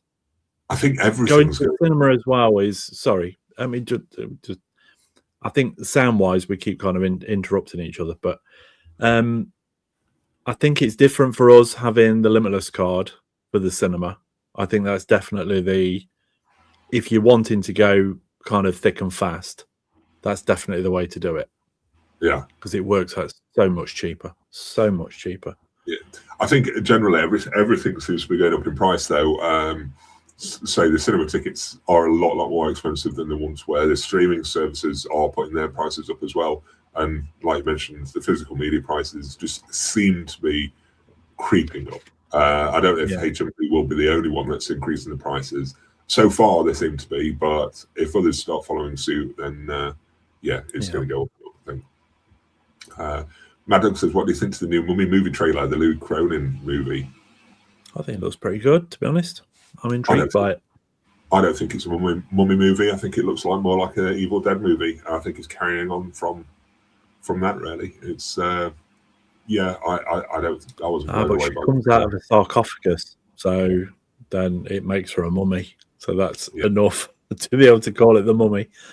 But it's kind of for me, it looks like what Lee Whannell's done with Invisible Man and The Wolfman. It's a modern, different take on the old story type of thing. So I'm intrigued by it. I think it looks interesting. Alex Great watched Project Hail Mary, Beverly Hills Ninja, and Fearless Hyena. That's a mix and a half. Jeremy, Constantine looked beautiful, sounded better. The audio was well balanced, more so than the Blu-ray. Overall holds up well, even though CG is slightly dated and they look smoother than previous releases. That's fair. I think we're... Mad Dog says, Phil, have you watched Project Wolf Hunting yet? I have not. It is on my Amazon Prime wish list, and the Blu-ray is actually in my Amazon wish list as well. So I won't forget about it, but getting to see it, we'll see. Jeremy says the new features on Constantine are good, but short in duration. Previous features all carried over. There we go. So that doesn't sound bad, but it doesn't sound great with the making ofs or anything either.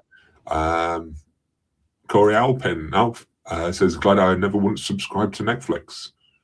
I think there's a few decent bits and bobs on Netflix that you can get other ways if you wanted to, but there are some okay shows on there. Nefarious ways. Nefarious, yes, indeed. Stevie Dan joined us as well. Good evening, Stevie. Hope you're doing well.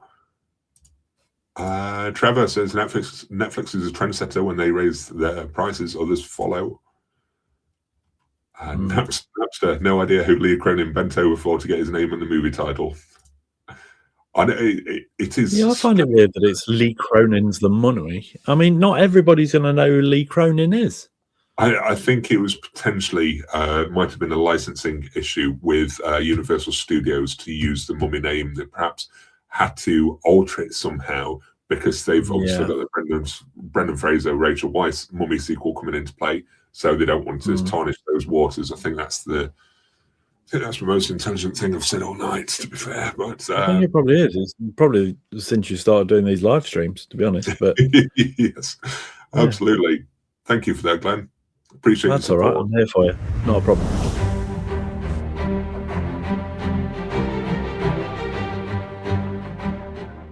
You been doing any picking up this week? No, I picked up a book and I've left it upstairs. That was that. The book about the Scream movies. Is it just called "What's Your favorite scary movie"? I think. Yeah, I remember it. I can't bring up a picture or anything, but what's your favorite scary movie? I think it was called. I can probably bring up a picture. Joe's face on the. Made out of popcorn and stuff. So I did pick that up, but other than that, I've not picked up any films at all. There we go. Let's bring up a picture. That, if anybody's interested. Nice. Your favorite scary movie? Yes. So I picked that up in book form, paperback book. Yeah. But no, nothing other than that. No films whatsoever. Brian just says, hi guys, what do you think to Xavi's new policy for pre-orders? Pay up front now rather than pay on dispatch. I think it's a pretty good thing for certain releases to avoid the scalper behavior or to try and counteract it. I don't know if it'll work because the scalpers will just pay more money, but no. Yeah. I think the problem was the scalpers were placing these orders, then putting the prices and listings on eBay at an inflated price. If they didn't sell on eBay at the inflated price, they would cancel the pre-orders and Xavi would be left with stock. I think that's what's caused this by Xavi. It's basically because they were getting so many cancelled pre-orders that were having to go back onto their systems that they had to sort something out. And I think it is the scalpers that have caused it more than anything else. It's a shame. It's a shame that they've switched to that. But yeah, I've don't know what to think of it really. Brilliant. Yeah, my pickups, 0. Got nothing. Excellent. Yeah, nothing at all. I was tempted the other day. I'll let you talk me down a little bit, but I was tempted to something that I've been looking at for quite some time, PlayStation Portal.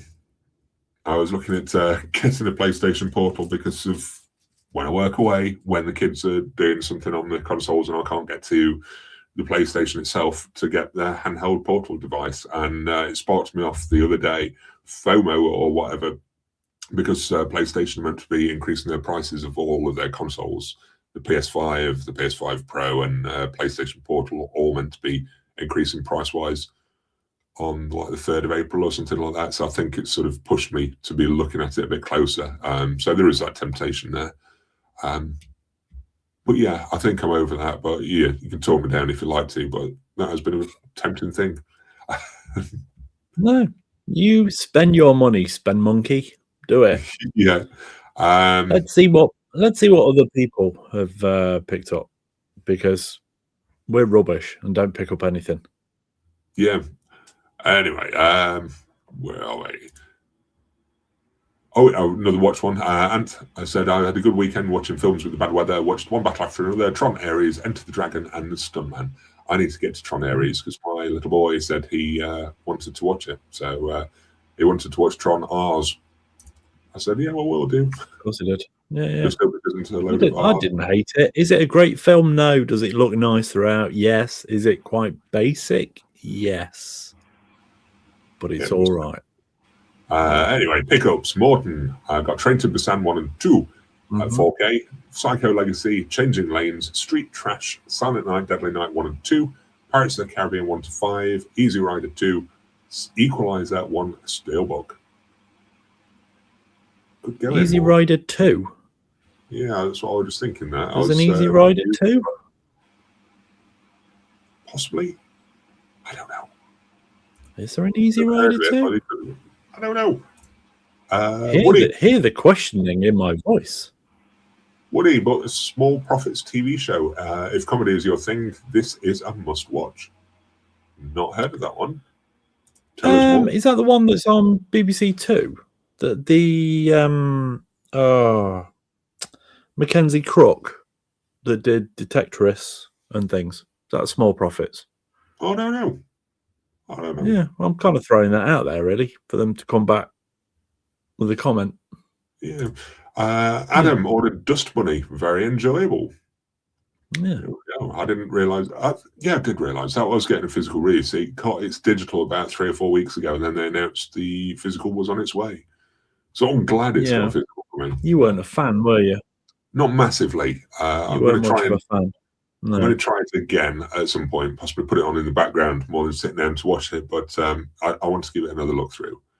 Darren G, only one I got was Hard Boiled, which arrived 5 days early, which was nice. Yeah, I think that's tomorrow's new release, I think, as well, in the UK.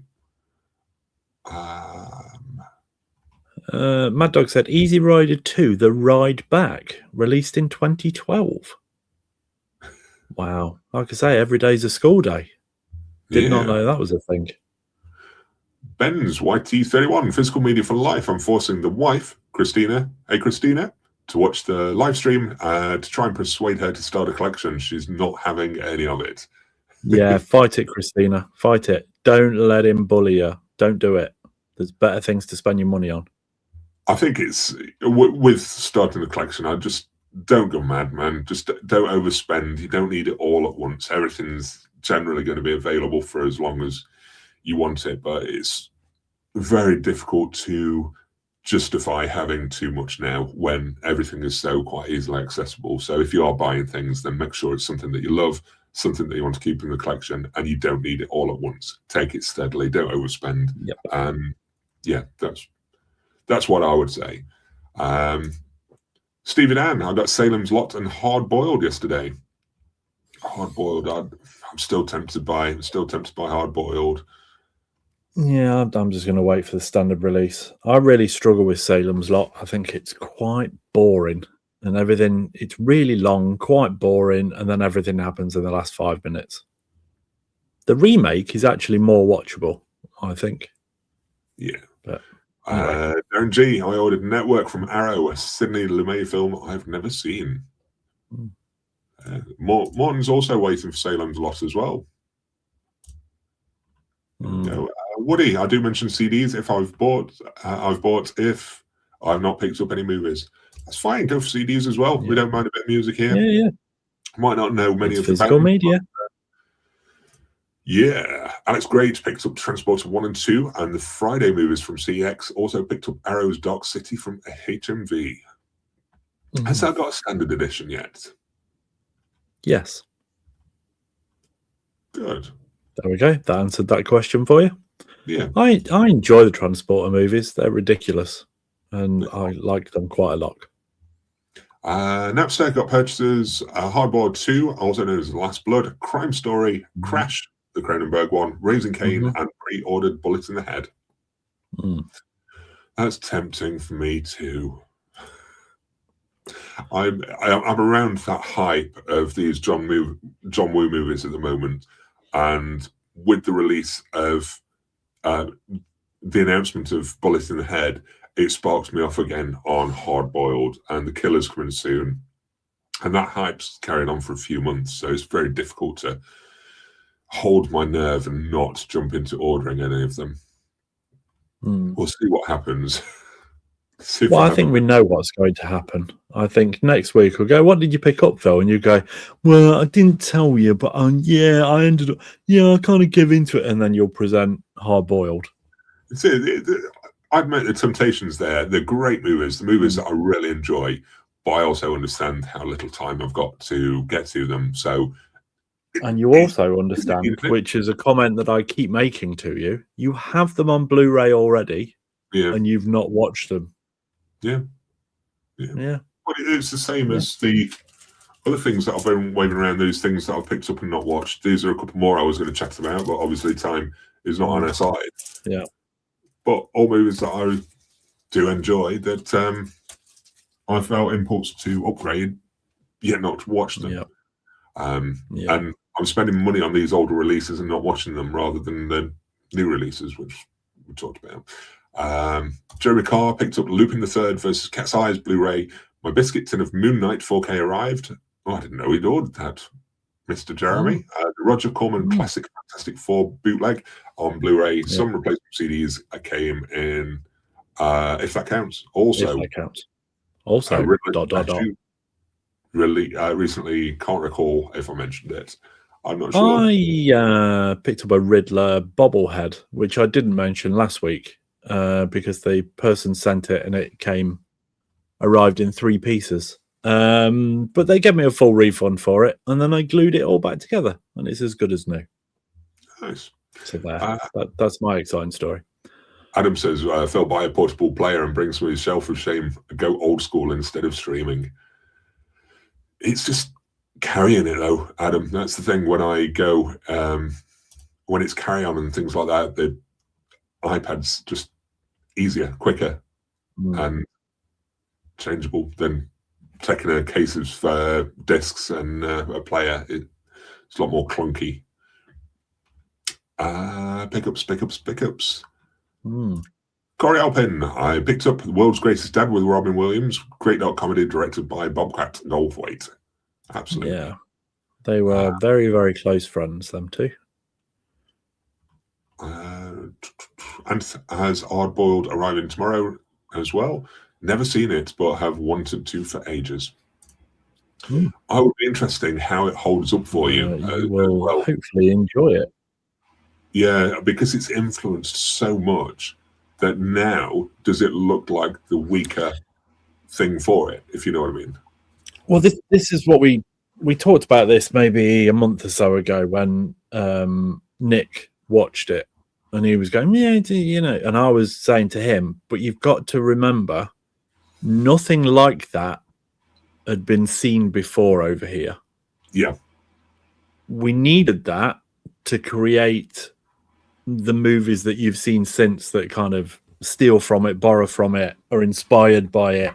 It was something very it was kind of we got the odd Hong Kong thing kind of come over and stuff, but it was something like Hard Boiled to come over that really opened people's eyes. Yeah. To what it was all about. You know, you got Jackie Chan movies and things like that, but Hard Boiled was a real game changer. Yeah, for gunplay and action, definitely. Yeah, yeah. But you know, it might feel dated and seen before now, but you've got to remember when it came out, it was a whole different ball game. Yeah, Napster says it sounds like you really want to use John Woo movies, Phil. Think you deserve this one. We will see. Stop enabling me. That was a little bit like Phil's thought process then. No, you deserve it, Phil. I think you should do it, Phil. I'm going to order it now. On the shoulders. Corey Alpin, I didn't realise Paycheck was a John Woo film. Great sci-fi based on a Philip K. Dick story. I never particularly gelled with Paycheck. I never liked myself. Unfortunately, I don't know if it deserves a rewatch or not, but I don't think John Woo was particularly successful with his American movies in terms of how I enjoyed them. I didn't think he did as well. I think he was stifled by the Hollywood executives that didn't think he should be making movies the way he wanted to make movies.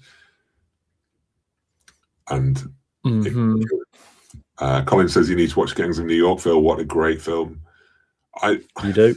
You know what, films like that, I might have to split into two and watch them over 2 nights and hopefully stay awake as much as I can. But yeah, it's Gangs of New York. I wouldn't mind watching in one, but I think I need to start splitting these things down to be able to get them watched.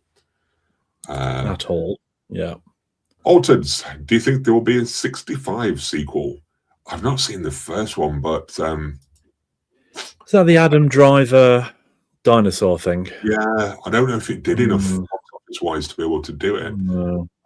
But talking about movies with dinosaurs, did you see the House at the End of Oak Street? Yes. Don't know much about it, but was that a dinosaur that I saw? It was a dinosaur, yes. And to me, it looks interesting. But did I spot Ewan McGregor as well in it? That quite surprises me as a... Ewan McGregor and... yeah.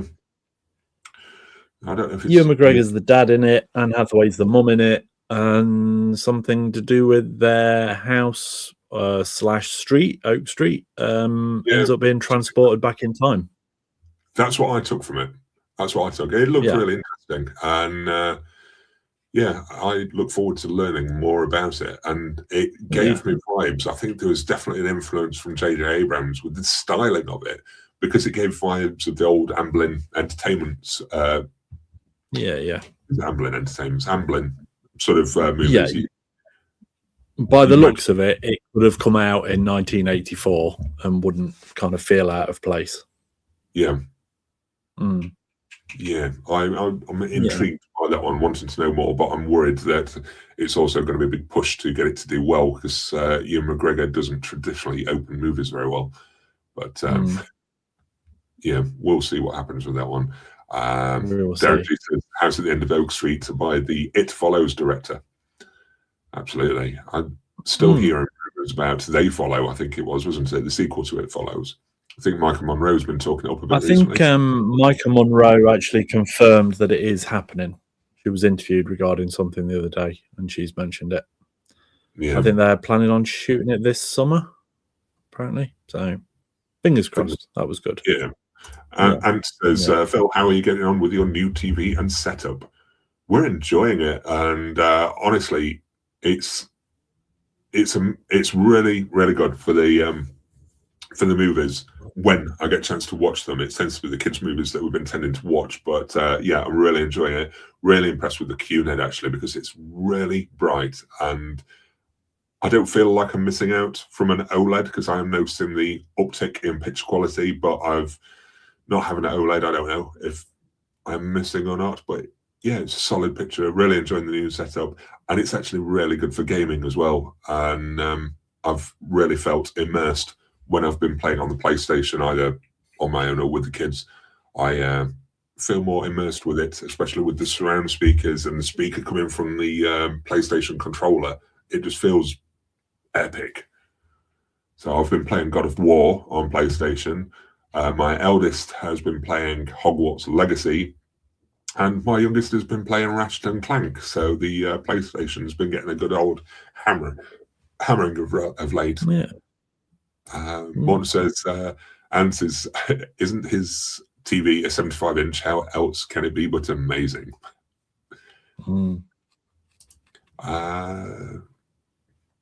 Jeremy says, Phil says he's enjoying the setup, but that pile says otherwise, Phil. It speaks volumes. I know. Phil would be enjoying his setup more if he didn't have a wife and children. Yes. Brian says, with Star Wars never leaving the house. With Star Wars turning 50 next year, there's bound to be a new physical release. Will you be buying? I know I shouldn't, but I know I will. Well, apparently they're reverting it back to the original cut, aren't they? Apparently. At which point, yes, I will be picking it up. Yeah. I didn't buy the... I'm okay. I hope that happens. I've got what to do. I've got the first box set Blu Ray release that didn't have the sequel trilogy in it. I never bothered upgrading to the latest incarnation of that either.